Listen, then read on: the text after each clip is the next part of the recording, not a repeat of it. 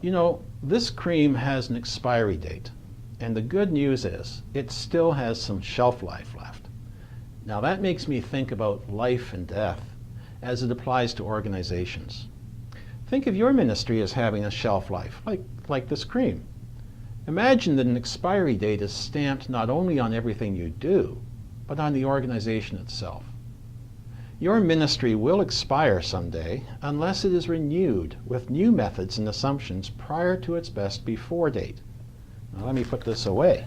If Jesus doesn't come first, one thing that you and I both know is that someday we're going to expire. That's a certainty. But unlike humans, organizations don't have just one life cycle. They have the potential to live forever. The key to prolonging the life of your ministry is to jump onto a new life cycle before it seems you need to. So one is aging, starting to plateau, have another one growing, and jump onto it. And success depends on taking the leap from one to the other while you are still strong and there's still time to implement a new strategy that will carry the organization forward. Expiry can come to a ministry whose programs and methods are no longer relevant. It can also happen when leadership doesn't grow along with the ministry.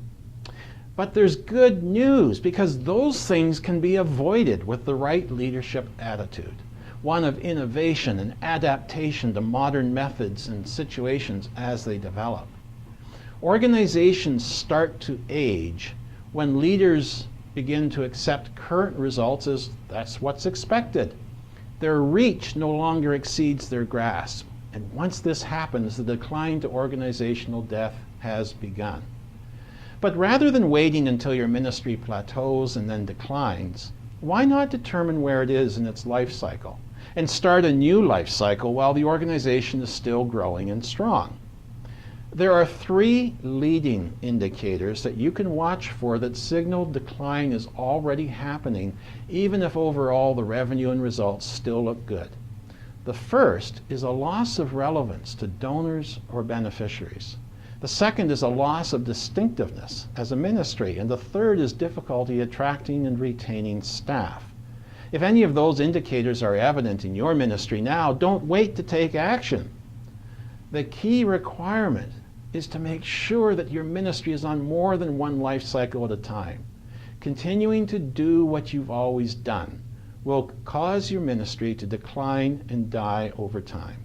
Here are some tips to help you think in terms of multiple life cycles.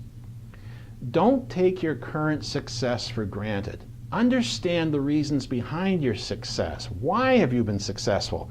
And then you will be able to recognize when conditions change. Don't allow a strategy or program that has been successful to become a sacred cow. It might not be appropriate for tomorrow. Challenge its continuing effectiveness. Examine your strengths carefully, because areas of strength can ironically lead to a downfall, because that's where your blind spots typically lie. And plan for tomorrow and today at the same time. Develop new programs that will eventually replace existing ones as they become obsolete. And when initiatives have served their time, just let them go. The continuation of any program is a fresh investment decision every year. Which ones today will provide the best results for the future? Regularly re-examine current operations for potential improvement.